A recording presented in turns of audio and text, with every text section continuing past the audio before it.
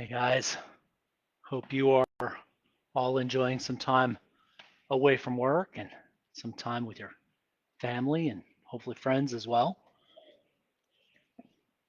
Wanted to stop by and talk about a few things, clarify a few things. Had some questions, caused a bit of a stir, announcing that I would be teaching a 1 year Matayoshi Kobudo program, including the material up to Shodan. And I think the combination of those two things are surprising to some people. Uh, One, that and I'll have to project here, not 100% certain what everybody's concerns and worries are, but let's say one would be material up to Shodan. Oh, that sounds like a lot. Two, uh, in a year, that sounds like too little. Can totally understand. And for people who haven't either fully read the posts or fully listened to my other videos where I discuss this or what I might be doing, I can understand why people would be misunderstanding potentially. So I just want to clarify things. Um, so my early training uh, began under Sensei Kimo Wall when he traveled a lot. He would come stay at my house for weeks, sometimes months at a time, and I was studying primarily Goju, and then I asked him to start teaching me Matayoshi Kobudo as well. So he did, and which was wonderful. And and then I was still very interested in trying to get to Okinawa, and so Kimo Sensei had arranged for me. Back in the day, it wasn't like it is today. I mean, the karate tourism is huge today. Everything's very accessible in a way it wasn't 10, 15, 20 years ago. And so when I went, I had Kimo Sensei's blessing. He said, I need to go get my questions answered and feel confident that what he was teaching me was legit, because I had been lied to by previous teachers. So I had a bit of a concern. And so a little skepticism, in that case, some unhealthy ones, because Kimo Sensei's karate was legit Okinawa and Goju-Ryu and Matayoshi Kobudo as well.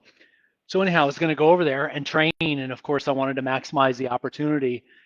So I asked Kimo Sensei if it was okay if I also trained under Gakia Yoshiaki while I was there.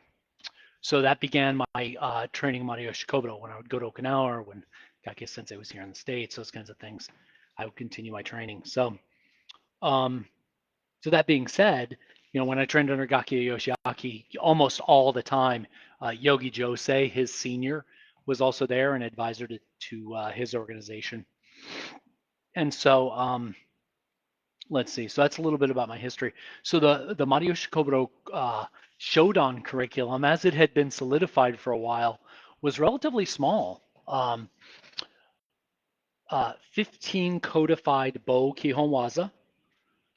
So Kihonwaza being a mix of singular attacks, singular defenses, and combinations of attack and defense or attack and attack, those kinds of things. Or bow manipulations like Osai and other things like that. And then also included were 10 Sai Kihonwaza. Likewise, some combinations of defensive maneuvers, offensive maneuvers, and combinations of various sorts, things like that. So that's definitely a piece of what you learn before Shodan. And then, well, before I go on, the whole time I was training under both Kimo Sensei and especially Gakia Sensei, everything was two-person drills. I mean, I was lucky enough to train one-on-one, or in one case, Gakia Sensei and Yogi Sensei two-on-one. And so I never got a whole lot of breaks in there, but it was the best training ever. And I just want to continue to pass along these things that I learned in the ways that I learned them. So the way that I teach Matayoshi Kobudo is almost identical to the way that I was taught. So I have done very little tinkering with any of the teaching methodology. Training with weapons is insanely dangerous, even at moderate speeds. Super easy to break somebody's finger, hand, wrist, forearm, poke somebody's eye out, give them a gash across the face. Super easy for that to happen. So Kobudo training has to be done very, very carefully. So 15 Bo Kihonwaza, 10 Sai Kihonwaza, and also 10 Tonfa or Tonkwa Kihonwaza. So same thing. You learn a whole series of defensive maneuvers and offensive maneuvers with the Tonfa, both solo and then paired. So that's a portion of the curriculum. Again, you learn kumiwaza for everything. Every technique you learn how offensively or defensively it works. And then there's also some separate kumiwaza that aren't just for the basics. They're little paired sets of prearranged techniques. I learned several of those from both Gakia Sensei and Kimo Sensei had his own versions as well. So we've got versions of those.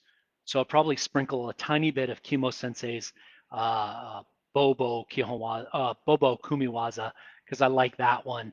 To add to the other things that I learned from Gakia Sensei. And then for Shodan, there's only two kata. One sai kata called Nicho sai. Nicho means two of them, two sai kata. That might sound obvious or something like that, but we have another kata called Sancho sai, where you have a sai in your belt. So that differentiates the two sai. I believe Nicho sai and Sancho sai were kind of later sai kata, extracted from the primary sai kata in the system called Shimbaru no sai. Shimbaru is a town in Okinawa. So anyhow, it's training kata, but it's the one you get started with to practice your Matayoshi Kobudo. In addition to the kata, of course, we teach the specific sai lock in Matayoshi Kobudo, which I've not seen in any other style but ours. Very specific way of capturing a bow in a way that you can grab it, hold it, pull it, kick, pull, and thrust, those kinds of things. So very specific technique in our style. You'll be working on that just before Nicho Sai as well. And then the one bow kata is Shushinokon. And so that bow kata is quite common, most common in flavors, in different variations. Shushinokon is the most common bow kata in Okinawa, as far as I understand. So anyhow, that's the material up to Shodan. 15 Bo Kihonwaza practiced with a partner. 10 Sai Kihonwaza practiced with a partner. 20 Tonfa Kihonwaza practiced with a partner. Several other Kumiwaza prearranged sets, so you can get a practice with a partner and a feel for the weapons. And then 2 kata, 1 Sai, 1 Bo. There is no Tonfa kata for Shodan. That's later. Also no Nunshaku kata. If we happen to get through early, I can throw in some other things, or more than likely we're not going to have extra time because we're trying to pack everything into 1 year. So if you count that up, that's 35 Kihonwaza along with Kumiwaza, along with 2 kata. So that takes every bit of 52 lessons to deliver that. So here's the big controversy, right? Does that mean we're going to be getting our Shodan, our black belt in Matayoshi Kobudo from training online? Hell no. I mean, that's never been my intention to certify people online.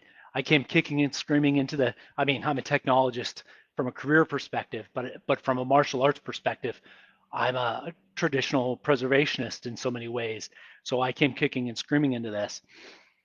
For this to work, you have to either have a training partner or practice all the material solo until you can come here and practice with a partner here during a workshop, weekend, come in and stay a week, whatever you decide to do.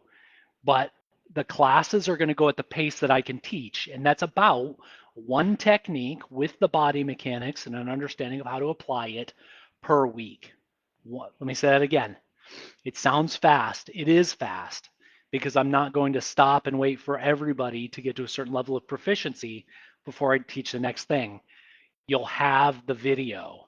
You'll take the video.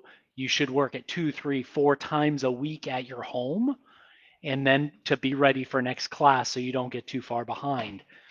But again, you're not going to be a Shodan in a year.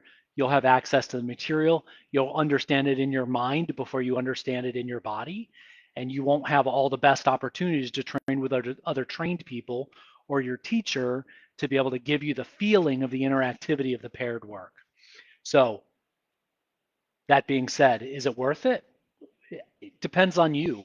If you want to have a project that you commit to for a year to learn a thing, knowing that it might take you 2, 3, 4 years of practice to get it in your body well enough to test successfully for Shodan, including several visits down here or me visiting to where you guys are to get corrections or private lessons online, but that still doesn't give you the hands-on, right?